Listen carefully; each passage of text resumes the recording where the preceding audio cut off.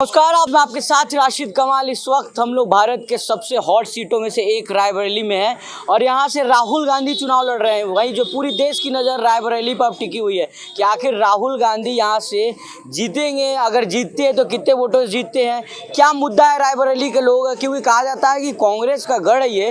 कांग्रेस जो है मतलब कहा जाता है कि कांग्रेस जो यहाँ से हमेशा से चुनाव जीतते आई है, तो जनता से जुड़ लेते हैं कितना विकास हुआ है यहाँ पे। क्योंकि योगी आदित्यनाथ उत्तर प्रदेश के मुख्यमंत्री, वो कह रहे हैं कि राम राज भी आ चुका है, मंदिर भी मिल गया हुआ है, तो जनता खुशहाल है।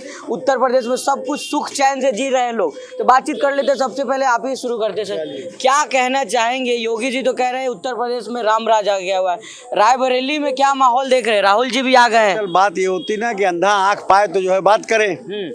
तो योगी जी को तो सब कुछ ठीक है लग रहा है, मोदी जी को भी ठीक लग रहा है। जमीनी समस्याएं जो हैं उस पे आना नहीं चाहते, समस्याओं से ध्यान भटकाने के लिए कभी मंगलसूत्र की बात करते हैं तो कभी कहते हैं राहुल गांधी भाग गया है।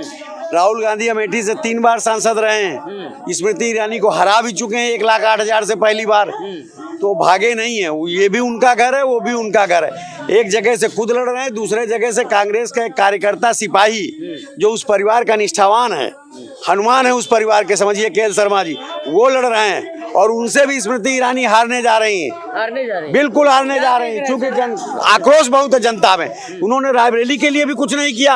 आप रायबरेली की बात करते हैं, रायबरेली में क्या विकास हुआ? रायबरेली में जो भी विकास का काम किया कांग्रेस ने किया, चाहे वो कोच कारखाना हो, चाहे एम्स हो, चाहे पहले का देख लीजिए NTPC हो, चाहे ITI हो, चाहे लेदर इंस्टीट्यूट हो, चाहे पेट्रोलियम इंस्टीट्यूट हो, चाहे national institute of fashion technology हो, चाहे फ्लाइंग एकेडमी हो, ये सारी चीजें, चाहे डलमऊ का ब्रिज हो, चाहे शहर के अंदर में कई छोटे छोटे ओवर ब्रिज हो, सब तो कांग्रेस ने किया है, दूसरा किसी ने कुछ किया नहीं। चाहे NH हो 5-5 तो रायबरेली को, तो सारी चीजें जब उन्होंने दिया तो हम लोग गुणगान किसका करेंगे? मोदी जी का थोड़ी ना करेंगे। हमको 16, 17, 18 ट्रेनें मिली है मनमोहन सिंह के 10 साल के कार्यकाल में, चाहे वो पद्मावत एक्सप्रेस हो, चाहे वो गरीब रथ हो, चाहे वो जौनपुर। खुश हैं आप लोग? बिल्कुल खुश हैं। क्या फर्क पड़ा है? रायबरेली राहुल गांधी आ गए हैं, कुछ फर्क पड़ा है क्या? जोश है? राहुल गांधी आ गए, यहाँ की जनता जो है चुनाव लड़ रही है। 5 लाख से ऊपर वोट से जो है राहुल जी जीतने जा रहे हैं।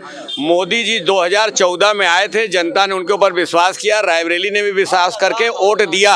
2019 में भी वोट दिया, 38% वोट, लेकिन रायबरेली में कोई विकास जो है उन्होंने किया नहीं।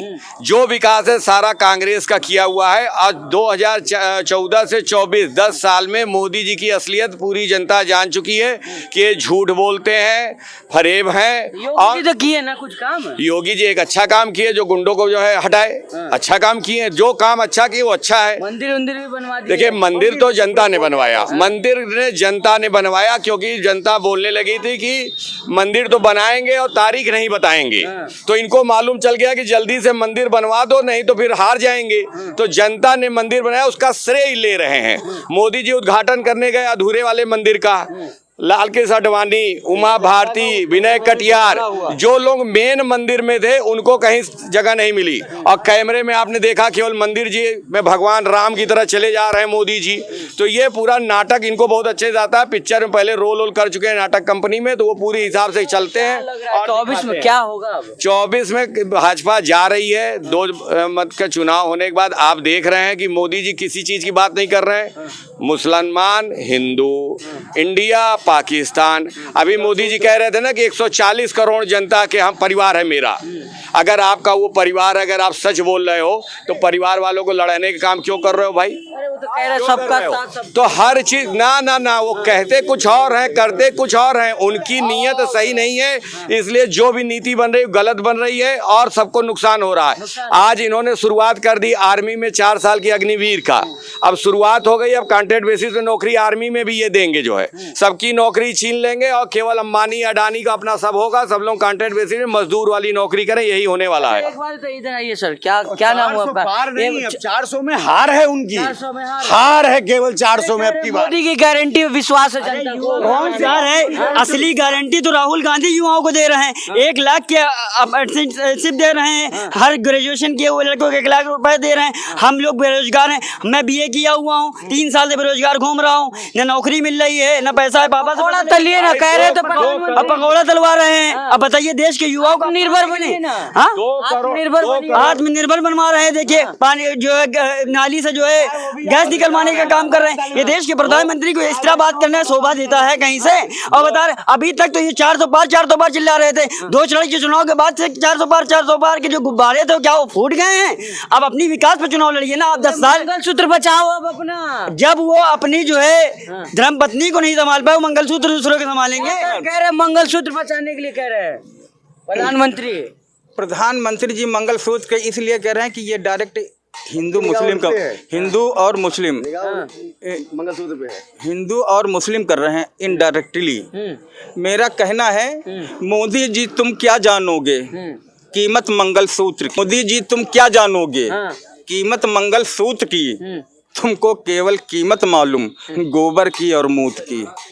ये अंधभक्त लोग गोबर खाते हैं, दिखाते हैं, डायरेक्टली दिखाते हैं। कह रहे गौ सेवा करते हैं, गौ माता की रक्षा कर रहे हैं। गौ माता काटी जाती है कितनी और टैक्स लेते हैं। गोमांस वालों से टैक्स लिया गया है, जो गोमांस बीफ बेचते हैं। अभी जो है जो इलेक्टोरल बॉन्ड में 250 करोड़ रुपए लिया गया है। अच्छा, अच्छे दिन के जो वादे किए प्रधानमंत्री, अच्छे दिन आए कि नहीं? अच्छे दिन आए कि नहीं? बहुत अच्छे दिन आए हैं। क्या बताएं? 7,000 में मिले नौकरी। मैं शुरू से आप सबको बोलता हूँ, देश को रोज ही मिल जाती हैं जीएसटी की सौगातें और बीबी डंडा रोज पेलती रोज चलाती लातें। 7,000 में मिले नौकरी, वो भी ठेकेदारी पर। शायद इनका नहीं पता का भाव चढ़ा तरकारी पर। इतने में घर नहीं है चलता, टूट रहे हैं नाते और बीबी भी ना मिल पाती, लौट रही बारातें। बच्चों की तो फीस महंगी, महंगाई का आलम है। डिग्री लेकर घूम रहे हैं, खाली रोजगार के कालम हैं। हर क्लास में एडमिशन फीस बच्चों से ली जाती है। अगर आपका बच्चा उसी स्कूल में पढ़ता है, अगली क्लास में जाता है, तो एडमिशन फीस आपको देनी पड़ेगी। गलत कह रहा हूँ मैं? कैमरा घुमा दिया करो भाई। हर क्लास में एडमिशन फीस, हर क्लास में एडमिशन फीस बच्चों से ली जाती है। ये शिक्षा है, व्यापार नहीं। सरकार ये भूली जाती है, सरकार ये भूली जाती है। हम पेट भरें या फीस भरें, मैं मोदी जी से डायरेक्ट बोल रहा हूँ। हम पेट भरें या फीस भरें, ये हमको जरा बताओ। हिम्मत है तो 7,000 में घर अपना चलवाओ। हिम्मत है तो 7,000 में राशन भी तो दे सर। अरे सुनो 1 मिनट। जो राशन फ्री का मिलता है इसकी कीमत बहुत ज्यादा 100 रुपया मार्केट वैल्यू है। तो मैं मान लेता हूँ 100 रुपया है, तो 100 रुपया का राशन मिलता। राम के गुण हम गाते हैं, मेरे भगवान है, आराध्य राम, मैं उनको गलत नहीं बोल रहा हूँ। 100 रुपया का राशन मिलता, राम के गुण हम गाते हैं। कुत्ते जैसा जीवन है, लपक लपक कर खाते हैं। आरक्षण भी छीना हमसे, नौकरियां भी छीनी है। राम नाम का मिला है घंटा, हम तो वही बजाते हैं, हम तो वही बजाते हैं। एक बात बताइए, ठीक है, अब ये रायबरेली आ गए राहुल गांधी, स्मृति ईरानी भाजपा कह रही डर गई युवराज, डरा हुआ महसूस कर रहे हैं। स्मृति ईरानी की बात ना करो, सिलेंडर लेके घूमती थी, मैं उनकी बात नहीं करना चाहता। ऐसे छोटे मोटे नेताओं की बात करना चाहता हूँ। डर गए राहुल गांधी, अब छोटे मोटे हैं वो। डर गए। अरे अब अभी 4 महीने पहले मध्य प्रदेश का चुनाव जब हुआ तो मोदी जी डर गए थे। अपने जो शिवराज सीएम जी थे उनको तक टिकट नहीं दे रहे थे। ये हालात थी, फटी पड़ी है अब तो उनको। पहले की बात अलग थी, लेकिन अब की बात अलग है, क्योंकि अब गठबंधन है। फटी पड़ी है अब तो उनकी गठबंधन के चाकू से। नानी दादी याद आ रही राहुल वीर लड़ाकू से। लूटा सबको बहुत है तुमने, जनता वोट नहीं देगी, रहना तुम होशियार हो भैया, दिल्ली वाले डाकू से, दिल्ली वाले डाकू से। मोदी जी डाकू हैं? डाकू नहीं, हमने कहा दिल्ली वाले डाकू से, मैंने मोदी जी को नहीं बोला। अरे आप मोदी जी को कर रहे हैं तो समझ लो मोदी जी का कह रहे हैं। डाकू कौन है सर? देखिए, अच्छे दिन पे आप बात कर रहे थे, तो मोदी जी की बात को जनता समझ नहीं पाती है। वो क्या कहते हैं उसका मतलब नहीं निकाल पाती है। उन्होंने कहा था कि अच्छे दिन आएंगे, अब जनता ने समझा कि मेरे अच्छे दिन आएंगे। अब मोदी जी ने अपने लिए कहा था तो उनके अच्छे दिन, उनकी पार्टी के अच्छे दिन आए। गरीब आदमी कह रहे सेवा कर रहे हैं आप लोग। मोदी जी ने कहा कि विश्व गुरु बनेंगे, तो वो विश्व गुरु अपने बनने की बात कर रहे थे। हमने सोचा भारत को विश्व गुरु बनाएंगे, तो उनके बात को जनता समझ नहीं पा रही। कहते कुछ और हैं, करते कुछ और हैं। तो जनता अब 10 साल में सब समझ चुकी है। अब इस बार जो वोट होने जा रहा है वो मोदी जी जा रहे हैं। जो विश्वास जनता का था, उन्होंने कहा जा रहे हैं मोदी जी। मोदी आप लोग जी कहाँ हार रहे हैं, हार रहे हैं, फिर वो हिमालय में पूजा करेंगे। उनका बस्ता तैयार है। वो कहे थे ना कि झोला लेकर के आए तो झोला लेकर के जाएंगे। उनका बस्ता तैयार है बिल्कुल। 2 करोड़ लोग वही हरिद्वार में समुद्र के नीचे जहाँ भी गए थे ना, होल के अंदर, वहीं चले जाएंगे। 2 करोड़ की नौकरी के लिए बोला था मोदी जी कि नहीं, हर साल 2 करोड़ नौकरी देंगे। हम लोग इसीलिए उनको वोट दिए। 10 साल में जितना युवा वोट दिया था कि नौकरी मिलेगी, वो सब तो ओवर एज हो गए और नौकरी कुछ नहीं मिली। और अग्निवीर अलग से आ गया कि जो कॉन्ट्रैक्ट बेसिस पे नौकरी, अब आर्मी में भी आ गई है। अब ये सब कुछ कॉन्ट्रैक्ट बेसिस कर देंगे। किसी के परिवार ने सबको मजदूर बनाना मुद्दे की चाहिए। लड़ाई ही नहीं लड़ा है भाई। युवा बेरोजगार है, युवाओं की बात करिए ना आप। किस तरीके से युवा बेरोजगार है, महंगाई है, भ्रष्टाचार है, किस तरीके से जो है ऐसे ही लोग फिर भी मोदी मोदी चिल्ला रहा है। देखिए ये जो है अंधभक्ति का जो चश्मा लोगों को लगा दिया है ना, क्योंकि लोगों ने के साथ ये खिलवाड़ किया कि 20% लोगों के दर्द को दिखा के 80% लोगों को बेवकूफ बनाने का काम कर रही है सरकार। कहीं हिंदू मुसलमान कर रही है, इंडिया पाकिस्तान कर रही है। भाई आप असली मुद्दों की लड़ाई लीजिए, विकास की बात करिए, आप जो है युवाओं की बात करिए, महिलाओं को देखिए। कांग्रेस पार्टी महिलाओं को 1 लाख रुपए देने जा रही है, ये बात करिए ना। और रायबरेली की रही बात, रायबरेली में कांग्रेस पार्टी के अलावा माननीय सांसद सोनिया गांधी, श्रीमती इंदिरा गांधी, उसके अलावा अगर किसी भी पार्टी, किसी भी दल ने एक ईंट रखने का काम किया तो आप बताइए, एक ईंट रखा हो। मौका आप देते ही नहीं है। मौका तो दिया तो भाई 10 साल गवर्नमेंट रही बीजेपी की, केंद्र में भी है, राज्य में भी है, वही काम कर। यहाँ तक रायबरेली के साथ सौतेला व्यवहार किया। एम्स को चुरा करके योगी जी जो लेके चले गए, जो गोरखपुर, क्या गोरखपुर उनकी सरकार थी, मुख्यमंत्री थे, चाहते तो खुद अपना बना लेते, मगर उन्होंने रायबरेली के साथ सौतेला व्यवहार करने का काम किया और 3 सीटें लेकर चले गए। किस तरीके से रायबरेली इनको अपना समझे। और आज जो रायबरेली में जो है आप देख रहे हैं, रायबरेली की जनता स्वयं चुनाव लड़ती है। राहुल गांधी रायबरेली के बेटे हैं, क्योंकि ये तीनों परंपरागत सीटें हैं, 3 पीढ़ियों से चला आ रहा है। क्योंकि कुछ अल्लामा इकबाल साहब कहते हैं, कुछ बात है कि हस्ती मिटती नहीं हमारी, सदियों रहा है दुश्मन दौरे जहां हमारा। भारत के लिए कुर्बानियां दिया है राहुल गांधी होना आसान नहीं है। राहुल गांधी ने अपनी दादी का सीना छल्ली होते हुए इस देश में देखा है। राहुल गांधी वो शख्स है जिसने अपने बाप, अपने पिता के जो चिथड़े देखे। क्या राहुल गांधी जो को आज जो मोदी सरकार जो है किस तरीके से कार्टून बनाने का काम कर रही है, किस तरीके से युवराज है, वो युवराज की बात कर रहे हैं। आप जानिए कि राहुल गांधी वो शख्स है जिसने अपने देश, अपने पिता को कुर्बान होते हुए देखा है। स्वतंत्रता, एक दिन एक भाषण चल रहा था, प्रियंका गांधी से पूछा गया कि आतंकवादियों से आपका जो है ताल्लुक है। प्रियंका गांधी ने क्या जवाब दिया? हाँ है, क्योंकि आतंकवादियों ने ही उनकी दादी श्रीमती इंदिरा गांधी की हत्या की, आतंकवादियों ने ही श्री राजीव गांधी जी की हत्या की। तो सोचिए, अगर आज शहीदों का असल में दर्द कोई समझ सकता है, परिवार का दर्द क्या है, अगर कोई महसूस कर सकता है तो गांधी परिवार कर सकता है, क्योंकि उनके पास परिवार है, लोग हैं, इस देश के लिए कुर्बानियां दी हैं, शहादत दिया है और बहुत सारी कुर्बानियां। पंडित जवाहरलाल नेहरू ने इस देश के लिए आहुति दी है। वो पंडित जवाहरलाल नेहरू जिनके क्या होगा अब रायबरेली में, क्या सोच रहे हैं आप? रायबरेली में एक तरफा चुनाव है। राहुल गांधी 5 लाख पार, ये आप नोट कर लीजिए। राहुल गांधी प्रचंड बहुमत से, पूरे भारत में प्रचंड बहुमत से रायबरेली का चुनाव लड़े।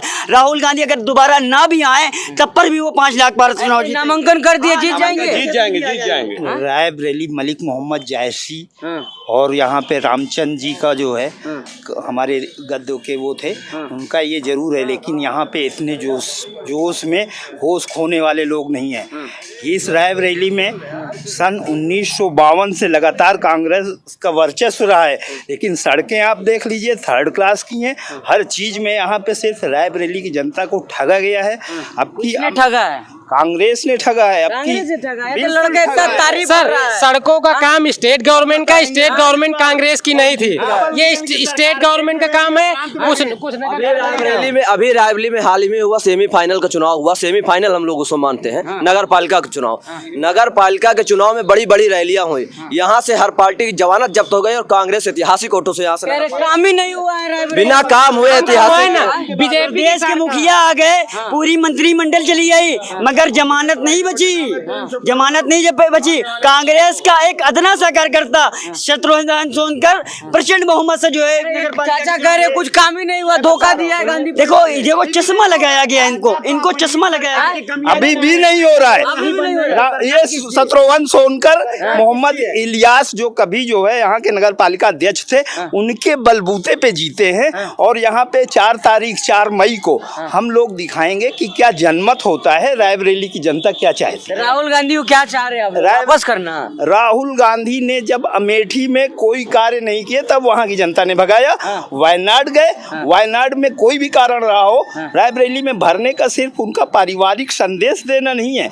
उनकी माता जी 4 साल बीमार रही, यहाँ नहीं आई, लेकिन कभी भी किशोरी लाल जी भी आए तो सिर्फ वो अपनी बंदर बांट के लिए आए, किसी काम के लिए नहीं आए। कभी नहीं हुआ कामयाब। इस बार आप लोग क्या करेंगे? हम लोग जिता रहे हैं इस समय।